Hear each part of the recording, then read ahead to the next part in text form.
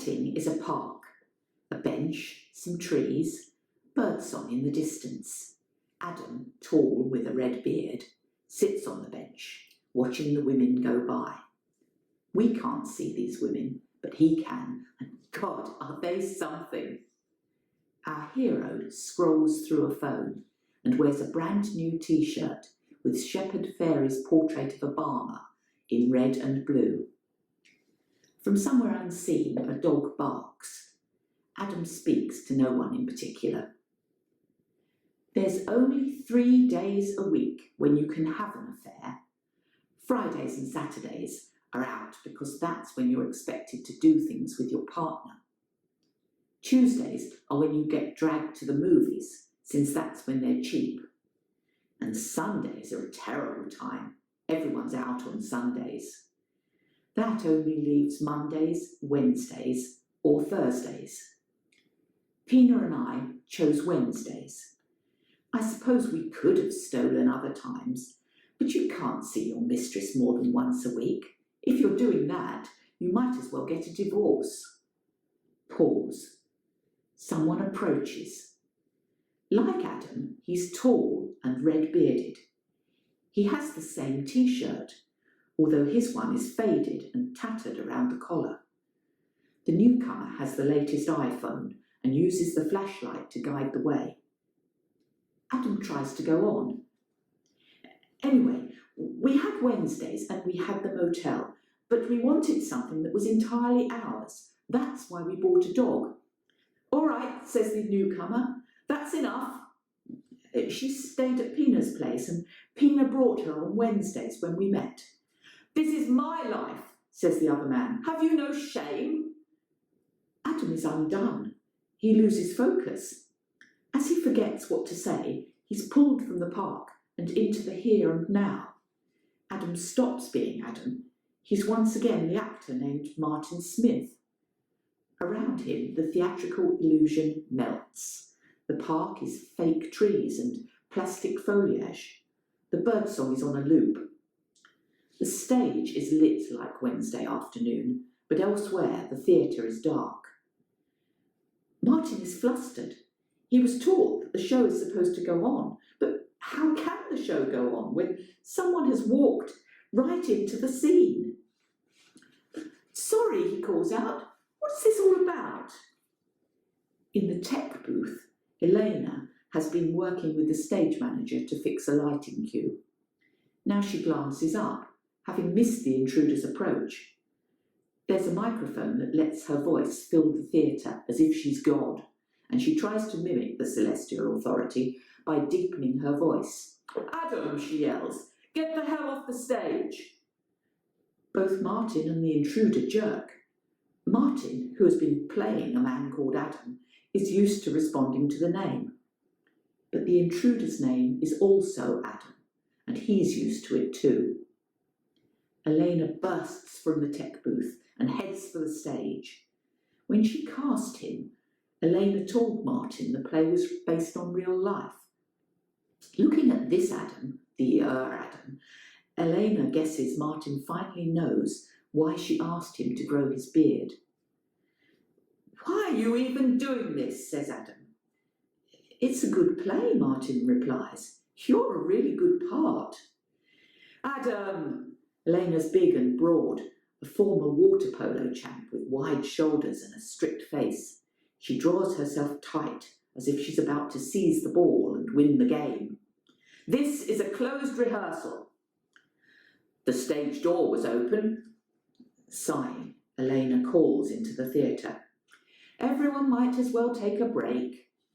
From the shadows, crew members emerge and chatter as they slip away. Martin hovers, studying Adam with care. All artists borrow from life, but those who play Hamlet never get a chance to meet Amleth, the Scandinavian prince on whom he was based. Would Amleth have approved of Shakespeare's interpretation? Eleanor doubts it. Amleth would have been just as upset as Adam is now. Martin, says Elena, go get me a coffee. For a few moments, the theatre is distant voices and slamming doors. After everyone's gone, Elena sees pages on the park bench. Martin's forgotten his script. Adam paces the imitation park, weaving through imitation trees. At last he collapses on the very real bench. It's 2 days before opening, which means it's 1 day before the dress and 3 hours before the tech run. She doesn't have time for Adam. But it's her own fault. She's been avoiding him since burying Pina in the spring. "You swore this script wouldn't see the light of day," he says. "I never, the light of day, those were your words." Elena sits on the edge of the bench, keeping a wide space between them. No point in lies, they're beyond that now. "I made a promise I didn't intend to keep. I suppose you're playing her." "I'm not playing her, I'm playing a part. It's a play." "A play called Adam?" "It's a common name." Adam snatches the script even as he springs to his feet. "Pina and I chose Wednesday." He brandishes the script as if it's a sword. "Adam and Pina, she couldn't even change our names." He flings the script at her and Elena shrinks. The script misses her and smacks against the stage. An empty theatre is a cavern. They're alone unless you count the ghosts. Every theatre has them, but how can they protect her? She recalls the myths about Macbeth. Quoting it is the way to get the dead to rise. "I thought we were friends." "It's just a play, an unhappy marriage, an unfaithful husband." "Sounds like a million other stories. All this money to champion mediocrity." "I'm championing her." "Donate to charity. Why drag me into it?" "This isn't about you. She's the one who wrote this thing. She was in pain." "We were just a fling, nothing but Wednesday afternoon." "And a dog." Yes, Wednesday afternoons and a dog. "I don't deserve this. This isn't a play, it's an assassination." Elena picks up the script and turns to the last page. "Is that what you think? Go on, read how it ends." Adam considers her, and at last he takes the script. He's become thinner since leaving Pina, and thinner since the funeral. His beard is untrimmed. Elena's been to the cemetery several times. Someone has been leaving lilies on the grave. "It has a happy ending," she says. "Art not imitating life." Adam rolls the script into a tube. Rebecca wants to see this play. Apparently, she and Martin went to school together. "Great! I'll get you a discount." His smirk falls away almost as soon as it appears. "She'll know, don't you see? God, you even gave him my beard." "Pina gave him your beard. I was just following the stage directions." He's pacing again, and Elena tries a different tactic. "People never recognise themselves. Rebecca never knew Pina, and she didn't know that you knew her. You see your life, but Rebecca will just see some play about an affair." It's a good argument. For a moment, Elena thinks it's going to work, but Adam removes an envelope from his jacket and tosses it at her feet. "You're using my life without my permission. I am a private citizen and I have an expectation of privacy." "What is this?" "An injunction." "We open in 2 days." "I could have sent someone, but I wanted to do it. I wanted to tell you to your face." Elena sees the coming chaos. Critics have been invited. They've sold tickets. She can't afford refunds. She's the chief cook and bottle washer, funding this project through an online campaign.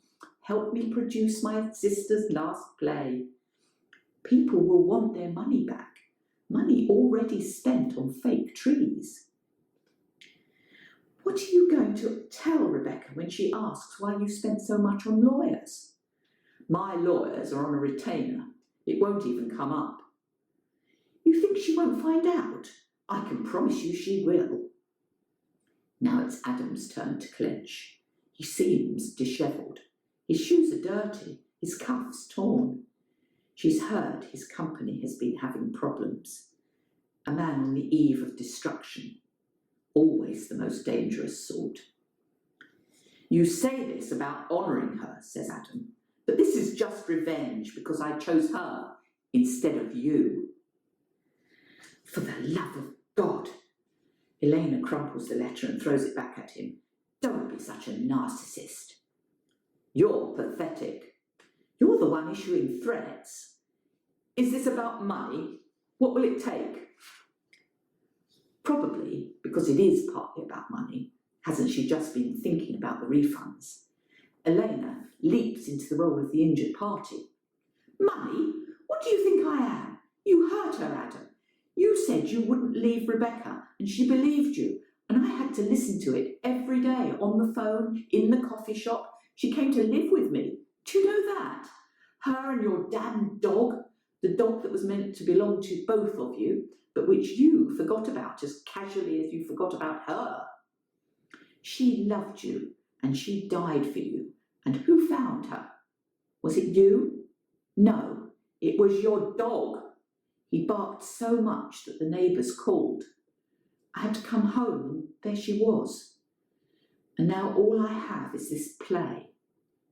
This is her last echo, and you want me to bury it, just like I did with her?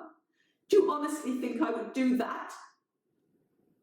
Adam has been trying to interject, but now he goes white. Did he know the details of Pina's death? Elena can't remember which part's a secret. Going back over her speech, she wants to take it back. Pina didn't die because of Adam, or at least not just because of him. This is just something Elena likes to say, because she knew Pina wasn't well and that Pina was on medication and Pina was discussing morbid things, and yet Elena still left her on her own. She'd gone to auditions and opening nights and hot yoga classes and complained to anyone who would listen how exhausted she was by her ridiculous sister and her sister's equally ridiculous dog. Elena wants it to be Adam's fault, needs it to be. Adam thinks this play is revenge, but what it really is for Elena is a shifting of blame. Cancel the show, he begs. That isn't an option. The lawyers? Oh, knock it off, steps Elena. There are no lawyers. You think I don't know a prop when I see one? No lawyer is going to take this case. It's just a play. For one moment, she wonders if she is wrong. For all she knows, some lawyer might really see a chance to make a buck. But Adam crumbles and claws at Martin's script. With an aggravated cry, Adam tears it in half before throwing the sections across the auditorium. But the tearing has unbound them, and they flutter and float. These last words of Pina, who has joined the theatre's other ghosts. At least change the names, he says. It's not your story anymore. You gave up having any say in the plot when you walked away. The stage door opens. Martin is back, and he's brought cookies, chocolate chip, the kind Elena loves. He stops when he sees the destruction in the front row. Script pages are everywhere. He probably recognises the colour of the highlighted text and the scribbled notes in the margins. Behind him are more voices. Everyone else has returned. Places, calls Elena. We're starting from page 1. Adam is still hovering. Elena, get out of here, she says. We're done. If you're at the same address, I'd like at least to pick up my dog. The nerve of this request galls her, and Elena goes right up to him. In the Battle of Bunker Hill, soldiers were not told not to fire until they saw the whites in the British eyes. Elena waits just as long before issuing her reply. It's my dog now. You've lost that too. The lights dim. The theatre becomes a park. Martin Smith sits on his bench and begins his monologue. He explains why he's here. The park is where he and Pina met. He tells the audience their affair has ended, but he's come here hoping to see her because he knows that this is where Pina comes to walk their dog. Every time he comes, he says, he puts himself on a different bench because he never knows which path she might take. He listens for the barks and perks up whenever a dog bounces into view. He watches the girls, always searching for one in particular, a girl in a faded blue dress whose hemline stops just below the knee. It's the dress she was wearing the first time he saw her. He married 7 summers ago, and for 6 summers it seemed like the women in their shorts and skirts were calling to him as if they had dressed for his benefit alone. Pina's calves were tanned and shapely, helped by a pair of yellow pumps that were hardly ideal for walking, which is why she stopped at his bench. "Mind if I sit here?" she had asked before dropping down to massage her feet. They were battered but delicate, with toenails painted to match the trees. "She was so wonderful," says Martin Smith as Adam. "Very soft. That was her best feature. Darling, I would say, you're just the softest thing I know." Pina liked to hear it. She made me say it all the time. Elena hovers in the wings, now in a faded blue dress and yellow pumps. Soon it will be her cue. A flashback will begin, and she'll make her entrance and become her sister and try to make her breathe once again. Elena knows that only some of the play really happened. The Adam who appears in Pina's play is one part Adam and one part Pina herself, the part that made him in her image before she left. The problem for Elena is that she can't separate fact from invention. Was her sister soft? Is this the part that's true? There's no time to think about it now. Here's her cue. The encounter with the real Adam disappears along with everything else. Even Pina isn't gone. The park becomes a park, and the stage becomes summer, and Elena strides onto the stage, and her sister is reborn. "Mind if I sit here?" says Pina, and she drops down. She needs to massage her feet.